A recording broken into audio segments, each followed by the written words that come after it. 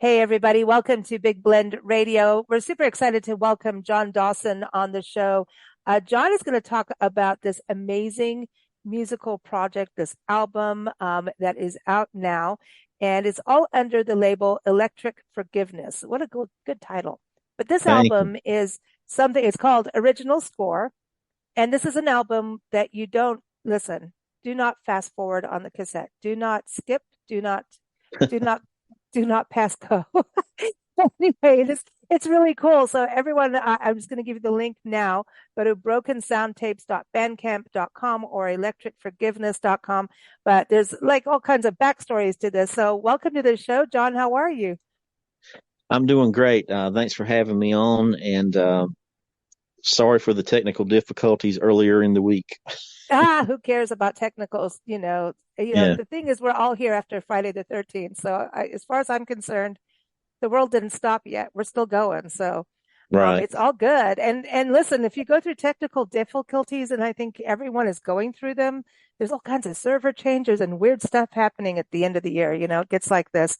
I say that they just got to listen to your album and chill out for the night. That's what I If think.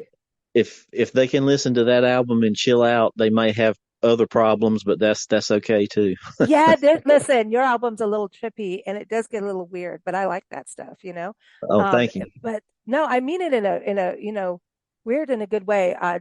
I love to hear, like, I love the title Original Score because it's definitely something different. And I think we need that these days. It's something fresh, something new. And then at the same time, it's like, yeah, you can sink into it and then go, what the heck is that? When you listen, you're going to go back to it and go back to it and go back to it and hear something different, I think. Wouldn't you say? I hope so. It is actually the score to a movie. There's a script that we cooked up, and the titles on that album tie in with the script. And and as far as the music itself goes, we were trying to do something different. I don't see the point in. I despise it. If a band puts a record out and then the reviewer says, "Oh, it sounds like this band and this band and this band." If it just sounds like every other band, I don't even see the point of doing it. And obviously you're gonna there's bits and pieces that are gonna remind people of other bands, but you should at least attempt to do something that hasn't been done 10,000 times. And you're not going to succeed all the time, but if you have some originality woven into the thing, I think that's better than none. That's just Well, my hard that's headed the opinion. integrity. It's an integrity of art to me, you know. Well, Um, we try. yeah, yeah. So let's get into a little, give everybody your background from Third of Never, right? So tell everybody about Third of Never and then how all of this came to be, because you've got some amazing collaborators with this. Third of Never is what most people would refer to as a more traditional band. It's guitar, bass, drums, vocals, keyboards.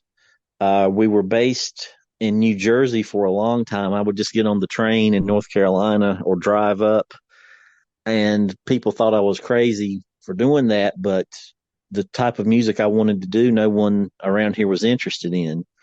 And when I was in college at East Carolina, everything was either Fish, the Grateful Dead, or death metal. And all of those genres have their place. And I've actually, in later years, come to kind of enjoy the early era of the Grateful Dead a little bit. But Hmm. um, when we in New Jersey, there was a band called the Gripweeds. They're still around. They're still putting out great music. Um, their drummer Kurt Reil was just my favorite drummer on the planet at the time, and we were able to work with a few members from the Smithereens. They were up in that New Jersey mafia, as I call them, and John Bundrick from the Who. He's played keyboards on every Third of Never and Electric Forgiveness release that we've gotten together. Um, Oh, so, but after three albums done in New Jersey and playing shows up there, it just logistically and for my own sanity, I had to try to move things back to North Carolina. And I was able to reconnect with our original bass player, Jody Haskins, who was the bass player when the band started in our college years, and Tony Stiglitz in Chapel Hill. He was an early drummer. hmm. And we also recruited Doug MacMillan and Steve Potak from the Hmm. Connells. And my buddies and I used to pile into a car and just drive all over creation to see the Connells. And the opportunity to be in a band with them was just too hard to pass up. And so that's been a real blessing. And the Electric Forgiveness record that we're talking about today was made at the exact simultaneously with a new Third of Never album, and that's coming out next year. For about 10 minutes, I was thinking about putting them both out at the same time as like a double Yeah. album project, which would have been great to do, but I, calmer heads prevailed. I think if we had an unlimited budget, that would be a cool thing to do, but we don't. So we kind of have to um, go back into reality at some point. But I bring that up because How do you there's, go to reality after you listen to original score? well, I guess it was kind of an escape from reality, a 43-minute one. Yeah. But But yeah, okay, we that's cool. there's guitar and vocals from the Third of Never album that were sampled and used on the Electric Forgiveness record, and there's some electronic things on the Electric Forgiveness record that we found out worked well on the Third of Never album too. So there's a lot of cross pollination. We've got Steve Kilbey from the band The Church. They had their big international hit with Under the Milky Way, but that's probably not even their 30th best song in their catalog. We got Steve Kilbey on both records. So a lot of people that I admire are in the band and in the projects, and I just had an opportunity to work with them and just kind of jumped on it, and without realizing how I had forgotten how much of a pain it is to try to promote a record, especially these days when everybody can just steal them so easily. But nobody ever accused musicians of being brain surgeons. So there we are. Yeah. No, it's kind of it's a wild world out there in regards to music. It's great, in that so many people can put out what they want and have creative Right. control, but the distribution's a little whacked. I think I read It's, something yesterday where they said 125,000 songs are introduced to the internet per day, something like geez. that.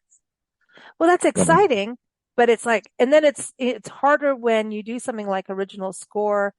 So it gets more electronic, I understand, but it's hard to do that marketing stuff where, oh, it's this, it's that. Sounds like the stuff you don't want. Like, and I totally understand that. To me, it's like, everything's connected in some way in music and in life and in theme. And, the blues is connected to country and country is connected to the blues and stuff like that, right? There's always some kind of remnants and connection, but, I feel like it's really hard to get it out there about, something original that's got the element of surprise that you have and something fresh. How do I mean, I know we're doing this podcast and everything, but how do we get people to get like, hey, do something completely different? Because we do get stuck in listening patterns, just like we do regular, life routines. That happens with music too. yeah, I mean, it's easy to get caught in a rut, and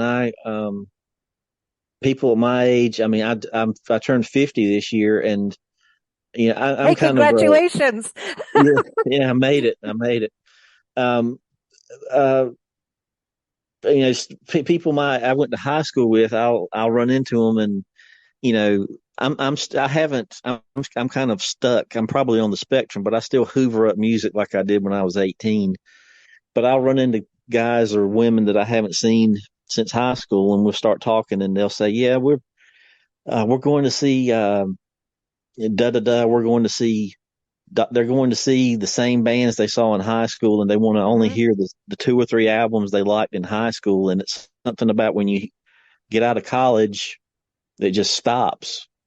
And I make the argument where you watch new movies and you watch new TV shows. I don't understand why music kind of gets frozen in amber, but I'm not saying it's wrong. It's just the way it is. But Hmm. I'm always trying to find something. I have loads of old music, believe me, but I'm always there's a band out of Dallas called White Denim that I really like a lot. So I'm always trying to hold on to find something that's not, you know, Hmm. as old as I am.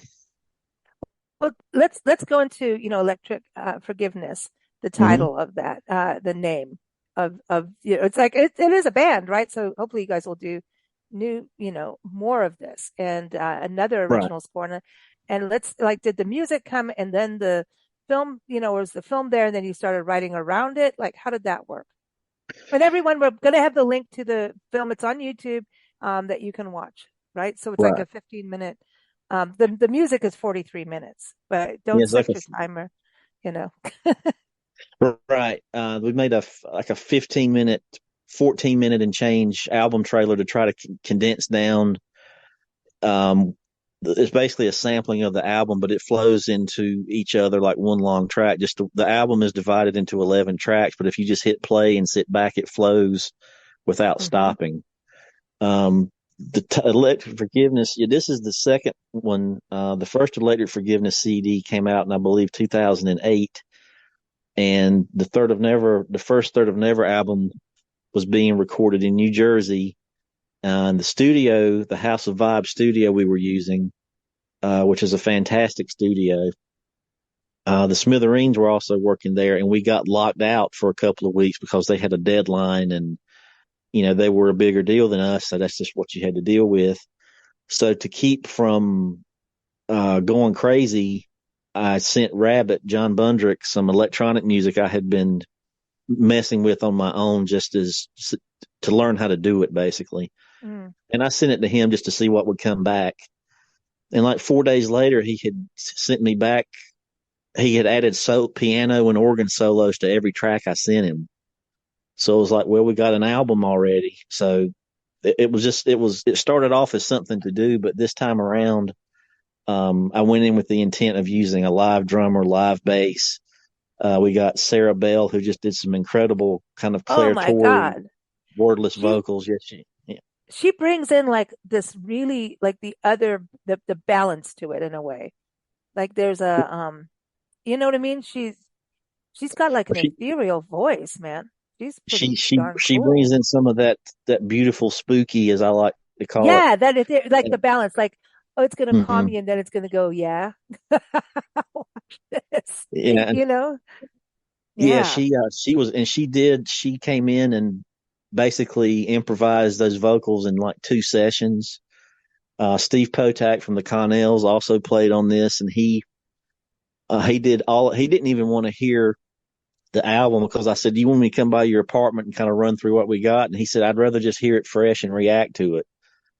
And I would Mhm. say 90% of the keyboards on there is just Steve hearing it one time, and he said, "Okay, roll it back and let's do it." And it's 90% of it is first take. Maybe one or two things were Wow. fixed, but that's very, very little. And Wow. Kurt Reil is the drummer. He does like a 43-minute drum solo. Mike Kelly on bass. So we were very lucky to get who we got. Wow, that's wild to do, isn't it? Like just to that's wild.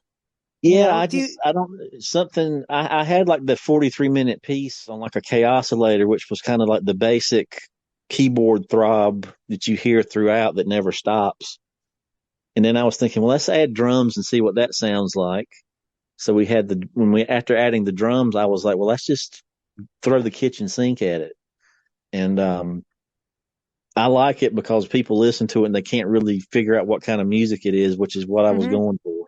So No, it for did better because when I or first listened, I was like, what am I listening to? And it like picked me up and I'm like, okay. And then all of a sudden I was on a different planet. Like, oh, we're going here now. Okay, we're going here. Well, this is cool. So I can't wait because, I know the press release says, you need to be with a good friend in a dark room and a lava lamp. I think that's pretty cool. And I'm going to have a chance to do that soon. So I think we'll be doing this and we might be a little happy while we do it. I don't know. well, hey, Saying it could be one yeah, of I those mean, albums and it could either take you one way or the other, so that's up to you. well, that's, But I mean, yeah, I'm sorry. no, it's to say it's a beauty of it, it's, yeah, that can, Well, I I like it. appreciate it. I appreciate it. I mean, I'm a lifelong teetotaler, but I do like to listen to music that kind of puts you in a mood and makes you forget about everything that's annoying you. And I've had Right. a couple of people say they put this on and they were just going to listen to a track or two to sample it, but they ended up listening to the whole thing. So I hope That that's what. that has to happen. I think I'm going to use it on our next road trip. Which is, well, we're on a permanent road trip. We travel full time. And right now we're Oh, actually in North Carolina, believe it or not. We're in just outside Asheville right now.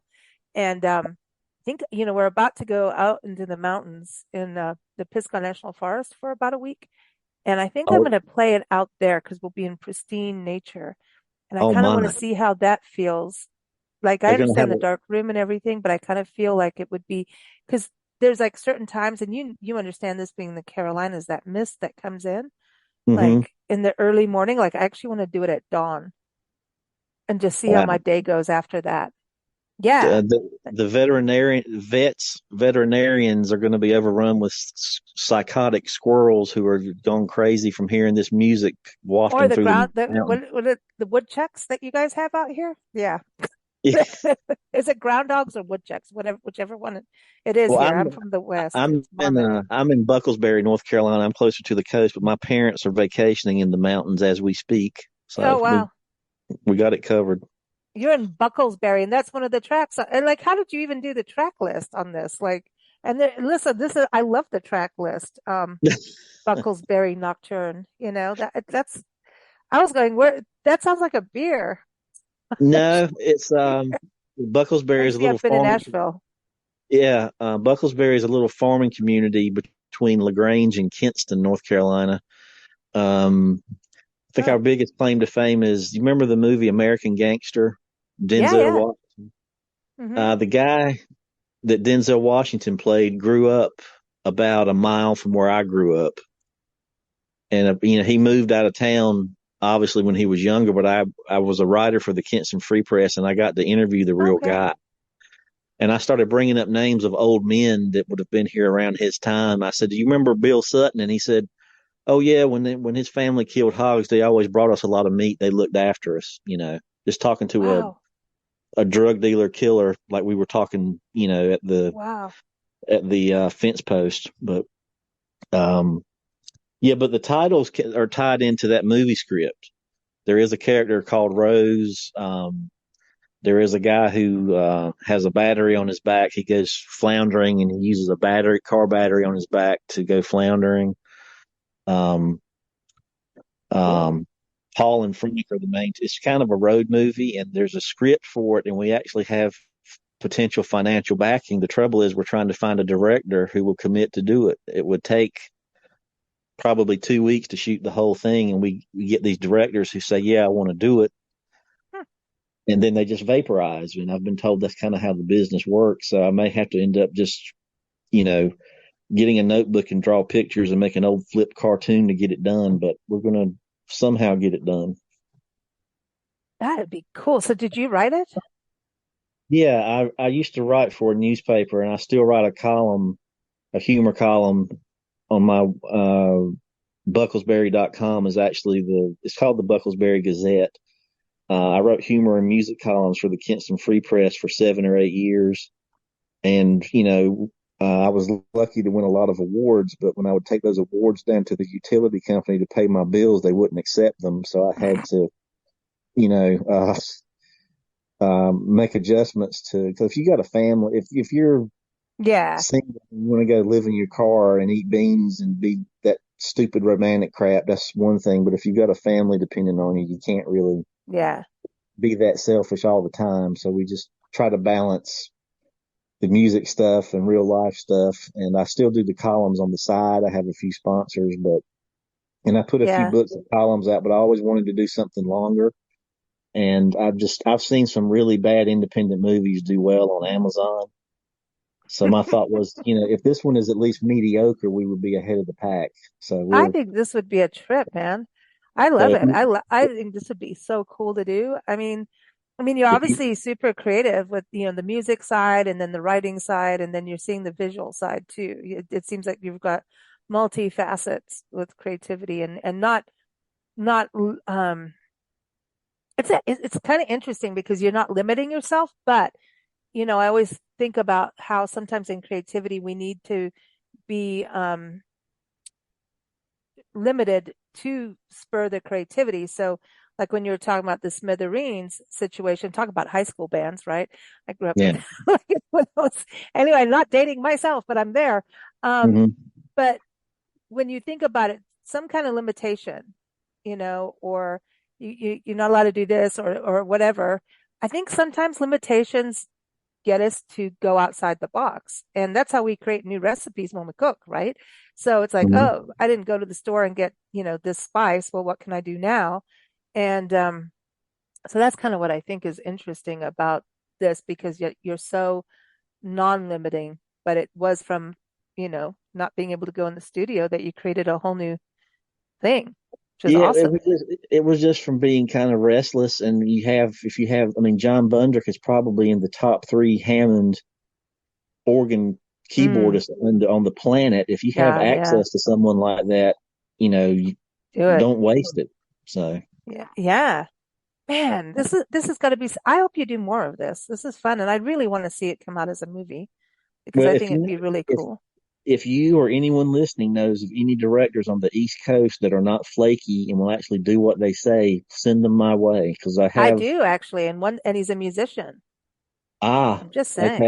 Well, we need to Yeah, talk off the air then because I. I know. I was just as soon as we were talking, I was like, I had this idea in the back of my head. Mm. Yeah, yeah, the documentarian, but um, really amazing. And And he's the worked third with amazing musicians. He's worked with the top of the top and musicians. the and the Third Yeah. of Never album that's coming out next year, those songs are also tied. So that's sort of the soundtrack, and this is the score.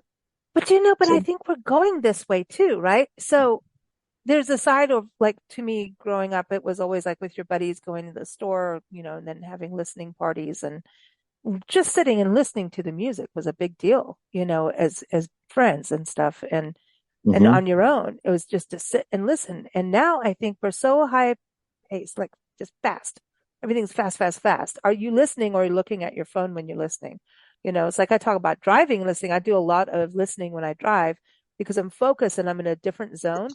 And the music is really, it's the same kind of thing, even though you have to pay attention when you're driving, but you're in have a you zone.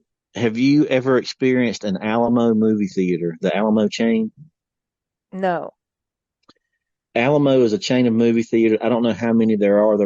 Maybe there's 15 or 20 in the country. I think Quentin Tarantino and the other director Rodriguez is his partner. But the deal is, you go into the theater and they play a film at the beginning to warn you. If you're caught playing on your phone during the film, they'll ask you to leave. If you're caught talking during the movie, they'll ask you to leave. And the fact that they have to do that is sad, but also I really like it. And I was praying that they Mhm. would catch somebody playing on their phone because when I'm trying to watch something with buddies, or I'm like, a friend of mine, I tried to show him. I love the movie American Splendor with about the movie about Harvey Pekar. Paul Giamatti's in it, and I said, you got to watch this movie, you'll love it. And about 10 minutes into it, he's looking at his phone. And I just wanted to just hit him with a suitcase. I said, what are you doing? I said, you can't be following this if you're looking at your phone.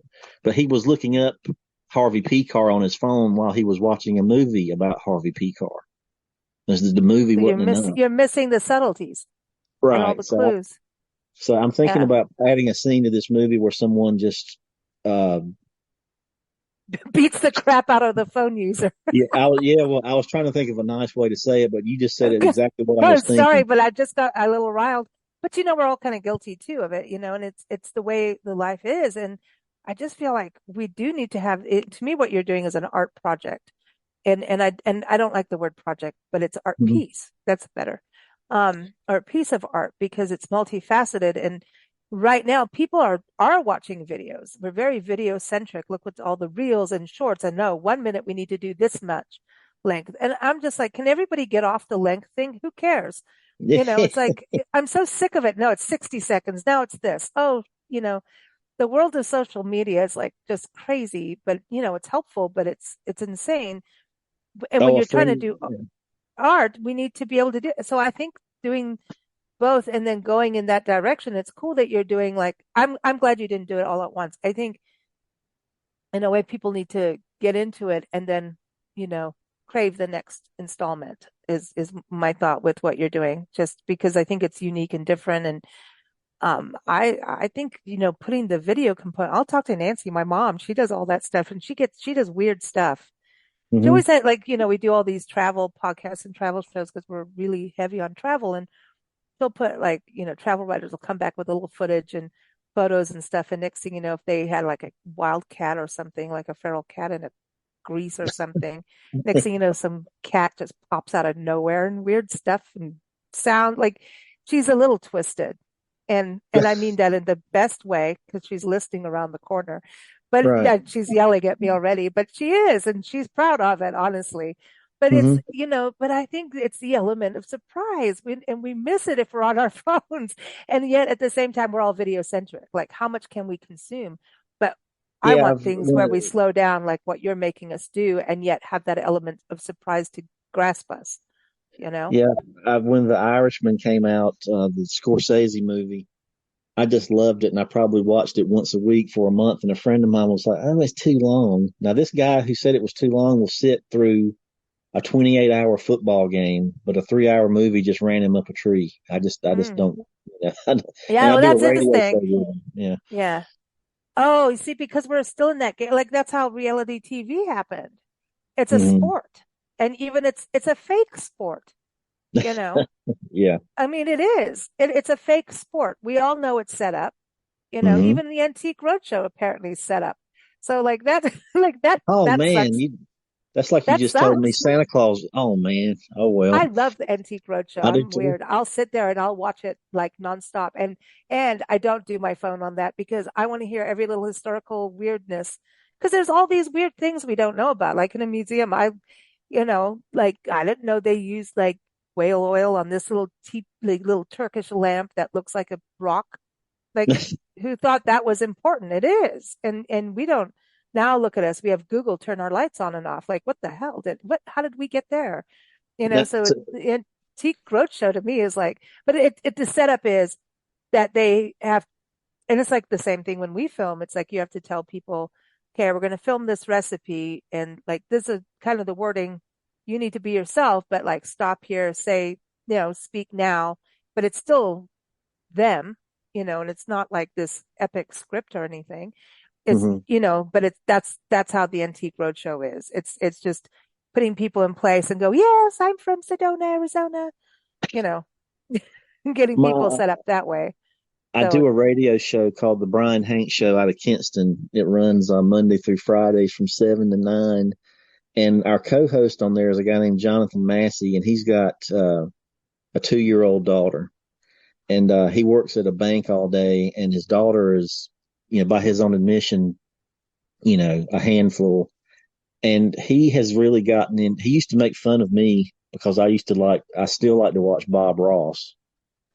Um, and how this is the guy who would watch football all day and loves superhero movies and all this stuff. He has gotten in. He doesn't even watch it with his daughter. He watches it by himself to calm down at night. That's his wow, That's his version of whiskey to calm down is to watch Bob Ross. wow, man, everybody's got their thing, you know. Yeah, You got yeah, you got to do your thing, and if it's Antique Roadshow, and or everybody's. I just think we do need to have these moments, but if it can be this artful expression that really makes your mind, because when you immerse yourself in something you don't know about, like I just want people to go listen to the album. Like we're not talking about every track and every sound and everything, because I think it needs to be exactly what it is. Go listen, and yeah, and that's the thing we've learned also on music podcasts. Though it's like, oh, well, this made me feel this and thought that, and then that ruins it for the listener, the podcast listener. It's like go listen, and then it's for you at that point. It's what you make of it once the art has been formed, but and put out there. But if when you listen to something, what you've done, it has that element of surprise, like I was saying, which is so cool, and then it you take us into a little vortex of crazy and cool. It's crazy and cool all at the same time.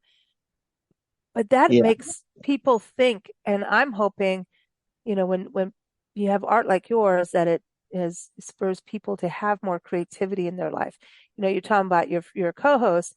I mean, if he's banking, listen, we need creative bankers. We need creative accountants. And the yeah, we have to beat the tax man. I'm yeah. just saying there's still potholes on the road. I don't care how much construction you have out there. There's still potholes. I know every single pothole across this country now because that's what we do. We drive full time, but yeah, I think creativity is crucial. And you can't be that creative if your brain is always clicking on the next social media post. Yeah, I mean, to be honest, if it weren't for trying to promote the music stuff I do and my columns and whatnot, I don't even know if I would be on social media. It's kind of like a necessary evil. Now I will say the one, well, one of the positives is there's a lot of musicians and artists I follow. And so if they have an album come out or there's a new interview or a live performance, you'll get a little ding or a little link that says Hmm. so and so, has a new album. And if it weren't for that social media, you would never know it happens because Yeah, mainstream media doesn't care, if there's a new John Prine documentary coming out. But this I music group, do. right? But I do. So that's one of the good. I guess this social media is probably 51-49. Television is the same way. It's just knowing what to weed out, and but because I'm talking out of both sides of my mouth, but I've been using social media nonstop trying to get the word out about this album. Sure, sure. So Yeah, we live by use it and die by it. ours is because I've been I've had everything taken down from getting hacked while we were on the road and trying to fix things from a rest area on a phone with bad cell reception was not the best thing to do. But I had to Right. do what I had to do, and then we got us like knocked off of everything, and I had to start Oh over. my. But our thing has always been our newsletter. Like we've been going for 26 years this year.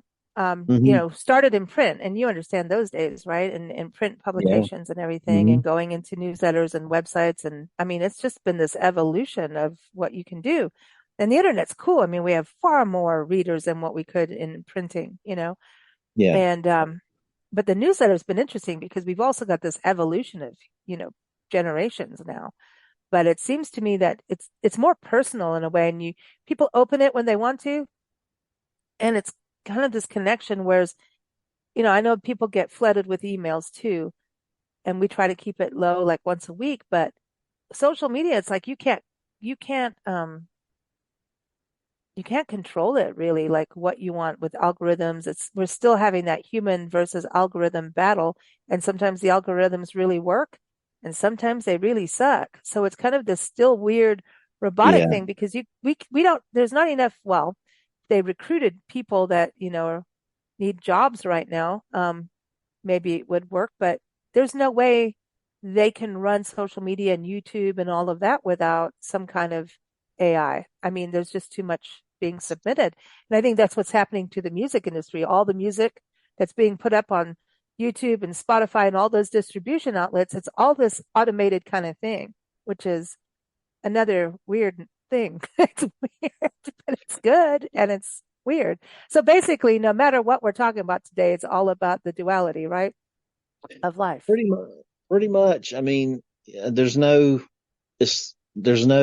yes and no anymore. It's like we used to have four seasons. Now we have two. It's either Yeah, 190 degrees or you're gonna be so cold you don't make a track outside. exactly. And that when you go to a movie, when in the 80s there was a definite Oh, good guy and a definite bad guy, a definite good guy and bad guy, and now, one of my favorite shows, Justified, a show like that, there's good guys and bad guys, but they both have their, well, he's not so bad about this, and the good guy kind of cut this corner. Everything's gray now, which that's probably a more realistic telling of how the world is. But as far as music, I used to like if we finished an album, there were a handful of friends I would love to say put a copy of the album in their hand. And now if you go up to them, hey, we've got a new album out. Well, they just want a link to it. If you try to hand them something physical, they just look mm, at you like you're from the Waltons or something. But wow. I still That's do how I feel physical about media. books.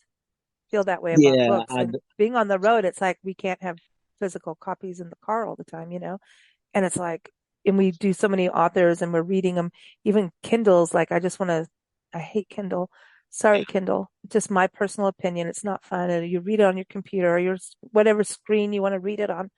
And it's just not, there's something. tactile about art and having a CD. So with original score, tell everybody about getting it. Is it all streaming? Like, is one? How does all of that work for people purchasing it? Okay, I recommend getting the CD. There may be vinyl next year, but that all depends on how everything goes right now. So to get the CD, you can go to bandcamp.com. Excuse me, let me rephrase that. You would go to brokensoundtapes.bandcamp.com, or you can just go to electricforgiveness.com, and there's links there where you can get the CD. There'll also be some CDs available that are the label we've been with for a long time through with Electric Forgiveness. That's Jam Recordings out of Michigan. That's jamrecordings.com. And if you go to thirdofnever.com, all of those websites are under one umbrella. They all go to the same place and kind of show everything and how it's connected. It is also streaming. You can download MP3s or WAV files from Bandcamp. So those are the ways it's available right now. Vinyl might be on the horizon, but we're definitely doing vinyl for the Third of Never record. And depending on what kind of reaction we get from this, or if we ever get to actually make the movie, that would all feed into whether we get to do vinyl for Electric Forgiveness or not. What about cassette? Oh, that's right. Broken Sound Tapes has a limited edition cassette version. You can either get it No in way. green or purple, I believe. And again, that's brokensoundtapes.bandcamp.com.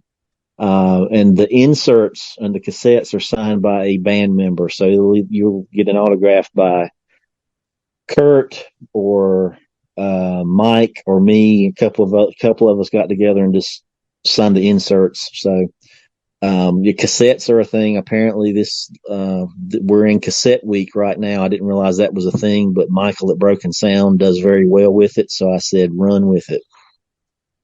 I mean, Very cool.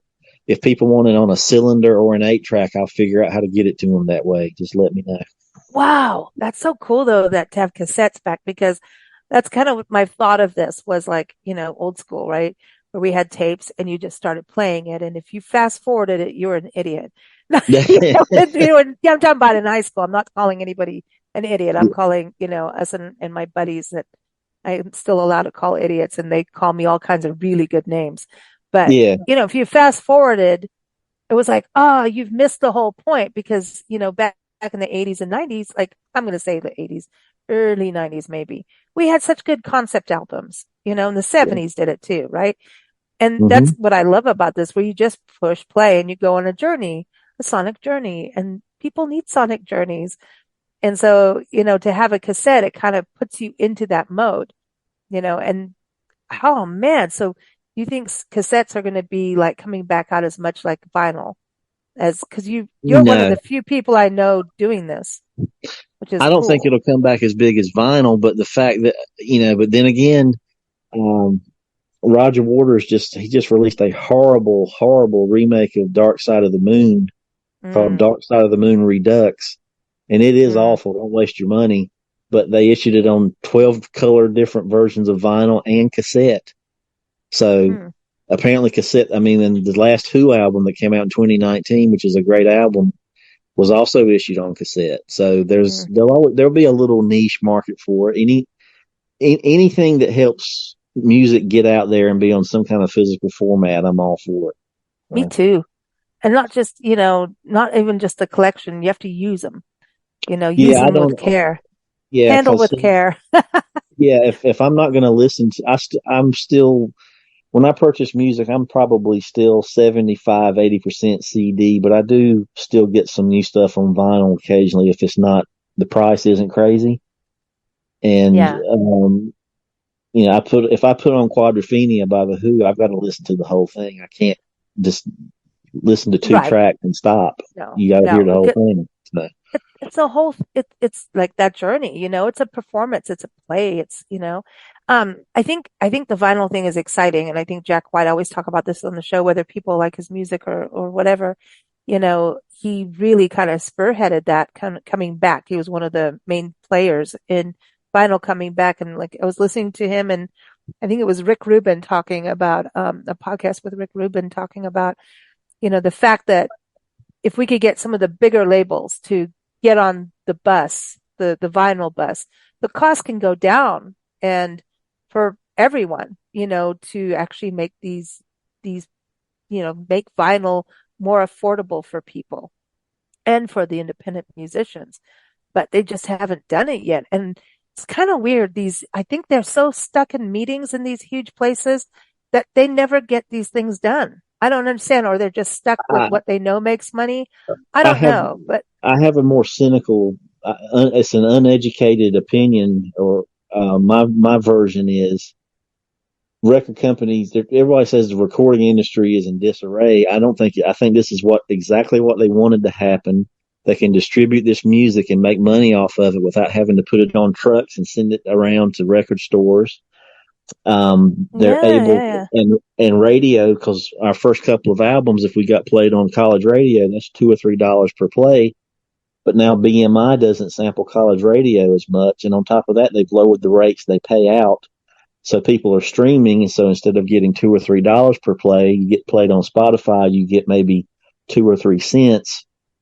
I think the record companies are doing fine, and I think this is exactly what they want to happen. And as far as driving the cost of vinyl down, as long as you've got these college kids with daddy's credit card willing to go out and pay $30 for a Taylor Swift record, they're going to remain being $30 until that stops. The way I tend to go to a lot of flea markets and stuff, and you can go into certain places and buy classic rock albums for $1 a piece, and then you can go to a record store and trade them in for $5 or $6 a piece. And that's kind of how I keep up my vinyl habit. I just try to up trade. yeah. Um, Yeah, you it's wild, man. That's wild. I know Taylor Swift, man, and she's, annoying a few muckety mucks up there too and telling people what's up. Yeah, So and it's kind of interesting. I'm not anti Taylor Swift, mind you. Me neither. I realize I'm not her target market, and good for her for selling the records and whatever. But as long as people are willing to pay $30, I can see maybe $25 for a double album, but I know how much it costs to manufacture these things, and if you're moving millions of units, it's not that you could sell it for 19.98 and still have plenty of profit. I'm not against Mm, capitalism, but I am against greed. So take that for what hmm you Yeah, just like the concerts, man. The big concerts. I want. mean, that's a whole other show. Like Yeah, I mean, that's a little crazy. a It's buddy and insane. I, a buddy and I drove 5 hours a couple of weeks ago to go see Tangerine Dream in Asheville at the Orange Peel, Mm, and no way. we got to interview them because I have a podcast, and I had interviewed Torsten from Tangerine Dream before, so we got there and did the interview with them, and that was the perfect if I never had to go into a venue any larger than that again, it would be great because it held maybe, I don't know, 3,000 people, 4,000 people. There was air conditioning. They weren't charging $28 for a bottle of water. Every seat in there was a good seat. I mean, I think my days of going to see mega big bands. I mean, I used to go see the Who and the Allman Brothers no matter what. If I had Mm, to crawl there backwards, I would go. But REM is retired. As far as the big bands, I think most of my music concert attendance now are going to be places about the size that I play. I love a yeah. 1,000 seat room. That's just perfect. It is. You know what? Because it's got that intimate feel, and you still have that energy because 1,000 people is still like a lot of people. There's Yeah, I mean enough to be that's psyched up on, probably you the know? biggest crowd we've ever played in front of is maybe 15, 1,600. And obviously, if Mm, some guy came along and said, "Well, if you want to play at this festival for 400,000 people," obviously you would do it. But just in the reality of things, I'd pee in my it's a, pants if I had to perform in front of 400,000 people. I think I'd probably throw up backstage, pee in my pants, have to do a um, wardrobe change and then go out. Like seriously, I would 400,000 be people, that would freak me out, I would be you know? freaked out if I was in the crowd. Being in the crowd would freak I me don't out. like that. Being on stage would be totally Yeah. fine. Yeah, I But know, but I'd still have to pee and puke. It's the double P, man.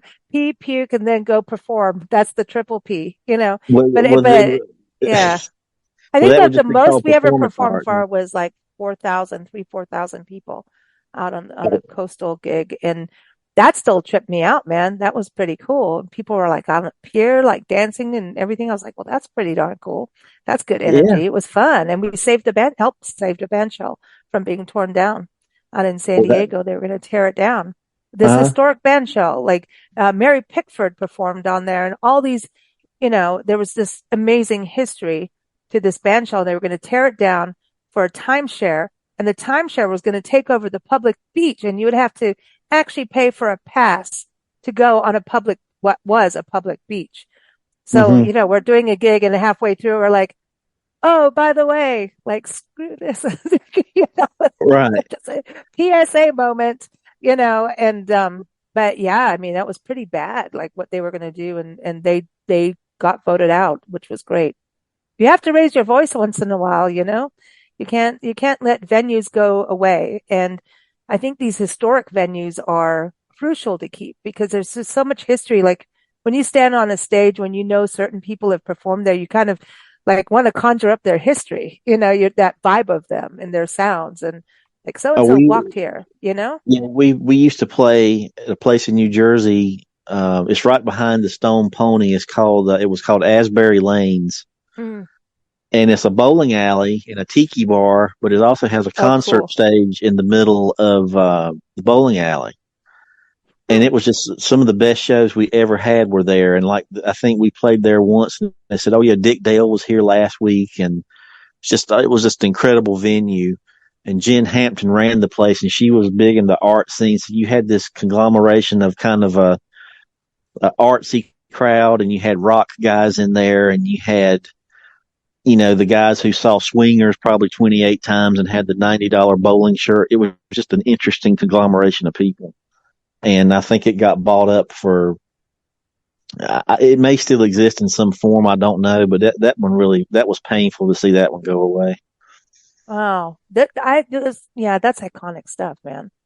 We have to get to New Jersey. I've heard good things. We had friends in the Cravens band out in Lake Worth, Florida, and Mm-hmm. they're Cat, and they used to go up to Boston and New Jersey from Florida. They just said it was like the late '80s that the music scene had changed, the '80s and '90s in Florida, so they had to go up, for what was going on and musically. And it's kind of interesting that you were going up there too. It's kind of like Yeah, I the wanted South some went people. north for a while, you know?